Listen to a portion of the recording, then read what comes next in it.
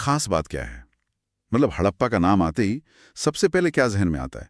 मैंने सुना है इनकी टाउन प्लानिंग गजब की थी। आप बिल्कुल सही कह रहे हैं। हड़प्पा की नगर योजना यानी टाउन प्लानिंग शायद उनकी सबसे बड़ी और सबसे प्रभावशाली विशेषता है।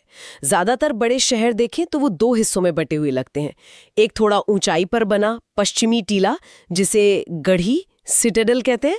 गढ़ी, किले जैसा। लेबंदी होती थी और यहीं पर महत्वपूर्ण सार्वजनिक इमारतें होती थीं, जैसे बड़े अन्नागार या सभा भवन। शायद यहाँ शासक वर्ग या पुरोहित रहते होंगे या काम करते होंगे। और इसके पूर्व में होता था निचला शहर, जहाँ आम लोग, कारीगर, व्यापारी रहते थे। और सड़कें वगैरह कैसी थी? सड़कें एकदम सीधी और एक दूसरे को लगभग 90 डिग्री के कोण पर काटती थीं। जैसे आजकल के शहरों में ग्रिड पैटर्न होता है ना, वैसा ही पूरा शहर आयताकार ब्लॉक में बटा हुआ लगता था। ये तो कमाल है। और नालियों के बारे में भी बहुत सुना है। हाँ, वो तो अद्भुत है। उनकी जल निकासी व्यवस्था, मतलब ड्रेनेज सिस्टम, तो आज भी हमें सोचने पर मजबूर कर देता है। लगभग हर घर में अपना बाथरूम होता था, आंगन होता था। घरों से गंदा पानी निकालने के लिए पक्की नालियां बनी होती थीं। घरों के अंदर भी नालियां? ये मुख्य नालियों से जुड़ती थीं, और वो मुख्य नालियां भी पक्की ईंटों से बनी होती थी और ऊपर से ढकी हुई होती थी।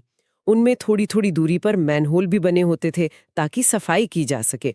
सोचिए, आज से 4,500 साल पहले सफाई और सार्वजनिक स्वास्थ्य का इतना ध्यान। वाकई अविश्वसनीय। ये तो आज की स्मार्ट सिटी जैसा लग रहा है।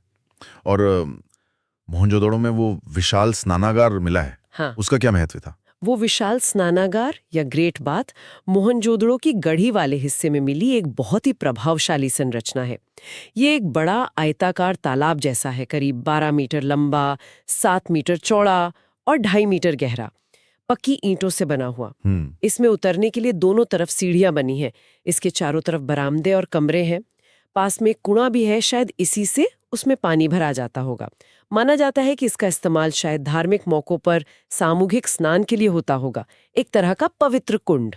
अच्छा, धार्मिक इस्तेमाल के लिए। हाँ और अन्नागार भी मिले हैं? हाँ, हड़प्पा, मोहनजोदड़ो, कालीबंगन जैसी कई जगहों पर बड़े बड़े अन्नागार यानी ग्रैनरीज भी मिले हैं। ये ऊंचे चबूतरों पर बने विशाल गोदाम जैसे थे। इनमें हवा आने जाने का भी इंतजाम था।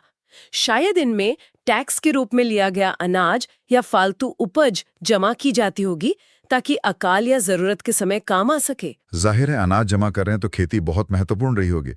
अर्थव्यवस्था का आधार क्या था?